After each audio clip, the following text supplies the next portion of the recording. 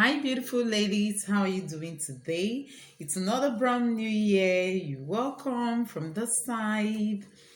Let us to the singles and the marriages. Wishing all the fans, all my subscribers, a blessed Christmas and a happy new year.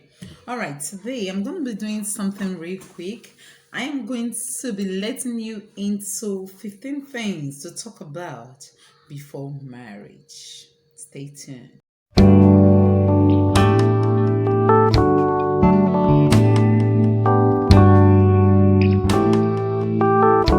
Yeah, if you're new to this channel, I just wanted to do something. Yeah, not something big though. You see the red subscribe button there. I want you to click on it and subscribe so you never miss any important information through my videos on marriage. All right, let's quickly dive in. So you want to know the 15 things you want to discuss with your partner before diving into marriage. The first thing I would want you to consider as a young woman or young male, aspiring to get married is finance. A lot of people today, they overlook this aspect of the relationship because they feel that, okay, I might be working, he might be working, it's not going to go bad any day. Marriage, like I've always said, is not a bed of roses. At a time it might be difficult, and at a time it might be roses. So you really need to plan your finance by discussing it. You want to ask your partner, okay, what will you do to get money? What do you do for a living? How many streams of income would you want us to do? And what kind of areas would you want us to thrive or to explore so that we can get money? Because money is an essential commodity in the relationship. The second thing you want to look at is the experiences of your partner. Yes, the acquired experiences of your partner. You want to know if your partner is quite experienced in one area or the other. You want to know if that person knows how to, you know, do some certain things you would appreciate more in the relationship, right? In the marriage, you want to know if that person is experienced, and if not, it's left for you to choose. But it will be best for it to be discussed before diving into marriage. Why I came up with this is that a lot of people don't like, certain kind of partners that are not experienced in some certain kind of ways. So you want to know your partner, you don't know how to start up, you can initiate a conversation that will help you to know that person more. Okay, let's see what you have experienced in the past as a teenage girl or as a teenage male. Let's see as an adult what you would like to take, how you would like to react to some certain kind of issues that you might come across in life. You want to know. Okay, let the person be the talker. All right, let be a communication thing. All right, the next thing I would want you to discuss with your partner as a young woman who aspires to go into marriage is savings. Yeah, this part is always very, very difficult once you get into marriage, because you want to fulfill a lot of responsibility at the start point in life. But mind you, I want to let you know that in the later part of your life, it's going to be a higher responsibility, and it will require what you have saved earlier when you were at the prime of your marriage. Okay, because I will assure you, and I bet you because of experience, that you have lesser responsibility and lesser things to spend on when you just got into marriage, other than when the marriage is aged. Why? Because you now have a lot of responsibilities. There are new people who are going to come and join that family. You have extended family, you have your conjugal family, you have friends who you are going to make in the course of you being a married couple. So you see, a lot of responsibility have been drawn alongside the marriage. So you have to save up, girl. Once you get into marriage, savings becomes your priority. You have to keep this at the back of your mind, that you don't have to be extravagant in everything, that by the time you spend more, you should keep. okay, out of your spendings, and that is why we have it as savings. I am not asking you to go into frugal living if you are not interested in it, but what I am after is that you have something up for the latter days. The next important thing I would want you to look into as a young couple is childbearing. Yes, this is quite important because I don't see a lot of people despising this part at all, because this is one of the ingredients in marriage. Like I said, especially if you're African, okay, an African man will want to tell you that this is the number of children that I would want to give birth to. Okay, so you need to, as a young woman, discuss with your supposed partner what childbearing is all about and how you would love to have your children, the number of children you want to have, their sexes, if possible. Okay, so this is a prime factor to be discussed before marriage because it is very important. The next one is infertility. Yeah, this one is so close to childbearing. Situations might not be planned, but sometimes they come. Who knows? But, the grace is always sufficient. The grace is always there to help us. And God is always by our side to assist us. Now, infertility is not a positive thing we pray for when we are going into marriage. But like they say, bad things happen to good people. And sometimes when it surfaces, what are you going to do? So it is best you discuss in advance with your partner about it. You could say, what if we are trying for children and they're not forthcoming in 2 years, in 1 year, in 10 years? How will you feel? What will you do? What will it be like if you don't have the sex of a child you really are interested in having? Because I'm not God. Such questions could stir up good answers from your partner, and it will help you to make a better choice and to lay a good foundation for your marriage. The next I would want us to look at is parenting. I have a video here, or you could check here. All right, that I talked about parenting a Nigerian child. So, parenting is one of a phenomenon in marriage, or the aspect of marriage that people do not really pay more attention to. Okay, some people don't pay more attention to this aspect of marriage in the sense that they're ignorant of what could be the resultant effect of not parenting your children positively. So children, like the scripture says, is their inheritance of the kingdom. The fruit of the womb is a reward. When God gives you a child, although He is the originator of that child, but He wants you to properly take care of that child. So you, as a parent or a proposing parent or a yet to be parent, should be well bred to be able to breed another. You should be ready to take responsibilities for that child that is coming through you into this world. How? By positively training the child. So we have tips on how you can parent a child. Okay, children are not just born into the world to just grow. After year after year, you see them grow without inculcating real things into them. Under parenting, we have to do with education. You need to send your child to school. You need to what? Educate your child internally while in the womb as a young mothers. And that is why Letters to the Singles never let you down. In case you're not subscribed, I'm reminding you again, this is a channel for proposing mothers and women who want their confidence to be boosted, to have a good self-esteem in the society we live. Because here I promote education, I promote good parenting, I promote becoming the woman that God wants you to be. So if you are interested in any one of these, don't fail to check my channel up. I have a lot of videos down there. Click on anyone that interests you and let's discuss in the comment section. We could discuss or hang out there. Thank you.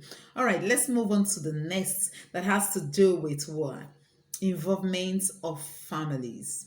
Yeah, it's a good topic to discuss when you are going into marriage. Don't say it doesn't concern me. You have a family, I have mine. Anytime they want, they can. You can't make the marriage decisions. You can't make marriage decisions in a day. And that is why you must plan. And that is why you must discuss. Take conversation away from marriage. Marriage is dead. You need to start it when you are dating.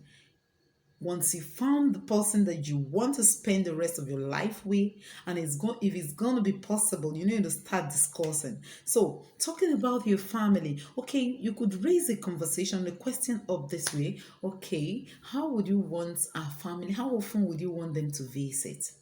How often would you want our families to visit? How would you want us to continue to interact with them? Yes, you need to discuss all this. Why? Because the moment you married to a person, you are married to that person and almost the person's family. But families do not interfere because you're raising a new conjugal family. All right? So you have the right to, dictate who comes in, who is involved in whatever situation or not. So you need to start planning, get to know your partner by initiating such questions if you really want to know about this. So you could reach a conclusion on how often you want families visit, and you can even establish a kind of tradition on how you people visit each other's family, what to be taken there, how finances has to be spent while traveling to meet them, what and what would you want us to take down? Is it possible for my relative to always come over whenever they want? These are the questions you should initiate so that answers will be given you, and it is possible for you to what?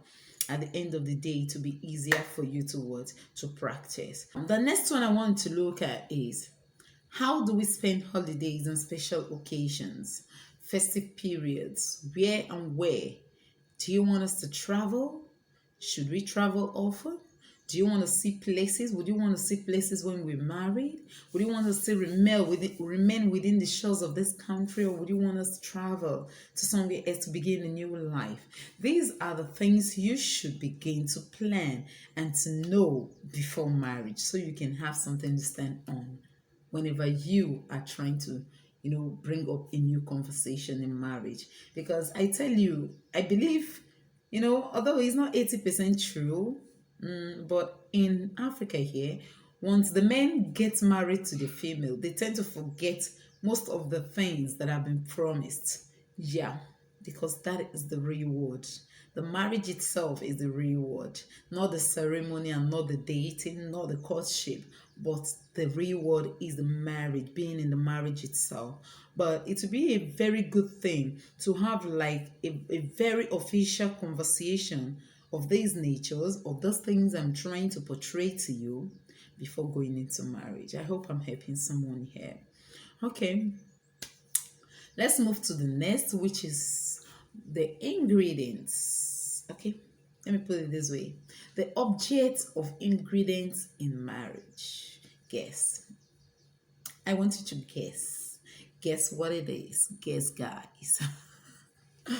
All right, the sex life.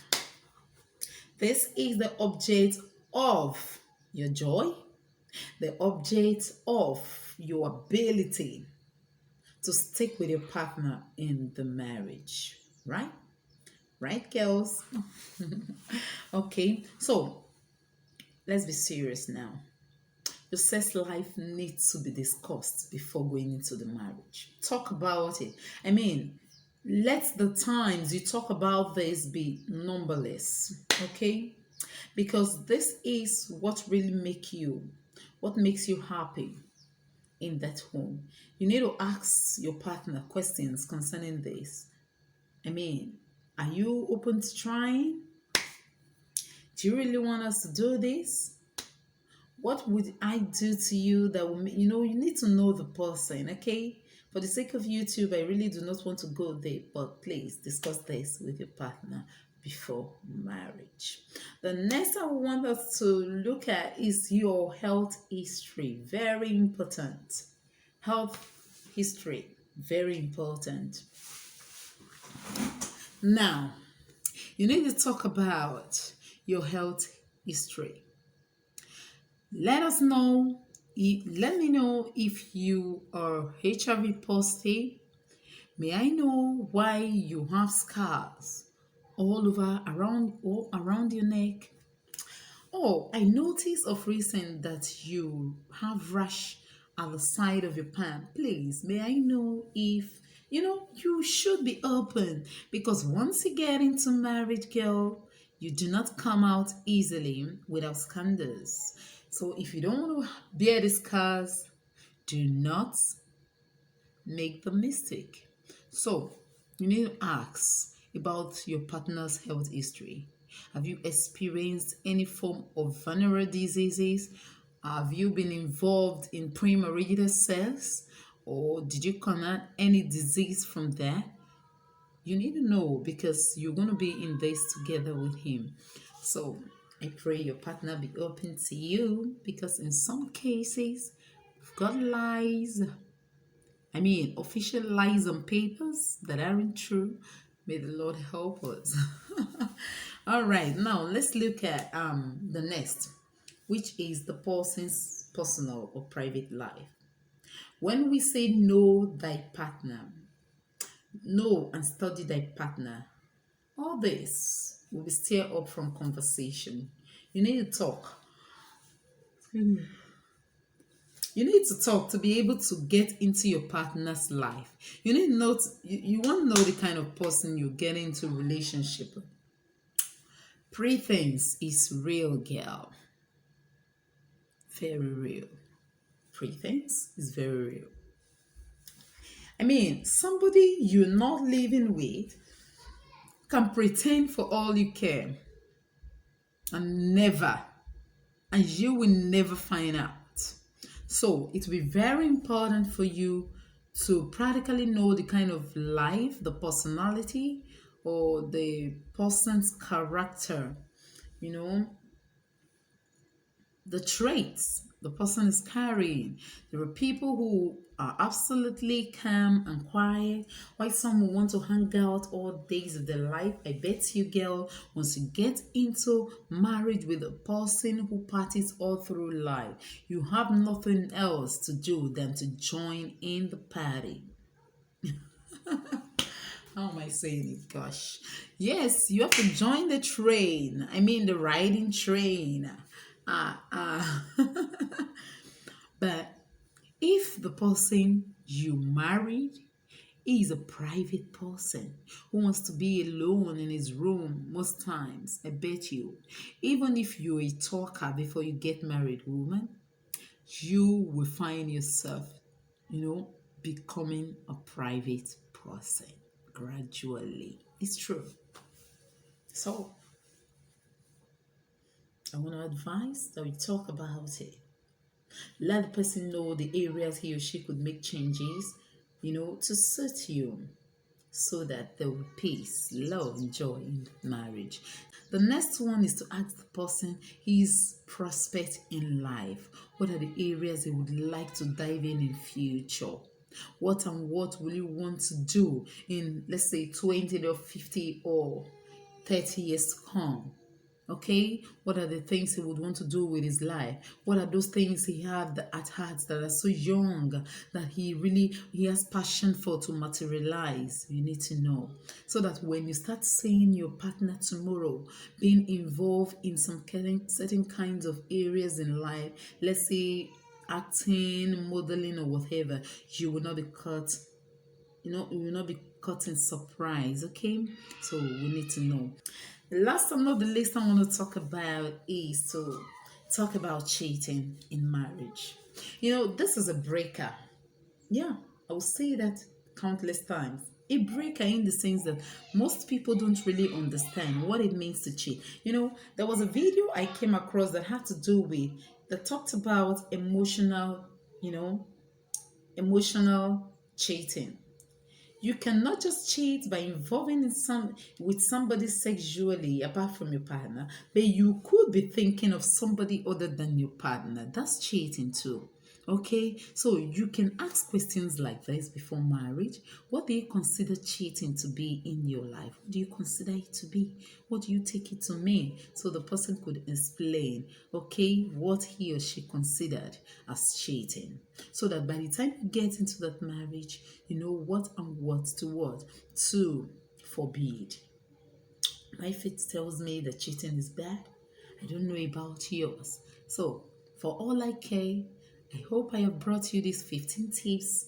I really want you to think about them. If you're a young woman aspiring to get married, this could be a great tip for you to meditate on so that you know what the right step and the next step to take in preparation to your marriage. I wish you good luck in this festive season. Merry Christmas and a Happy New Year. I'll see you again in my next video. Love and blessings from Letters to the Singles and the Married. Bye bye.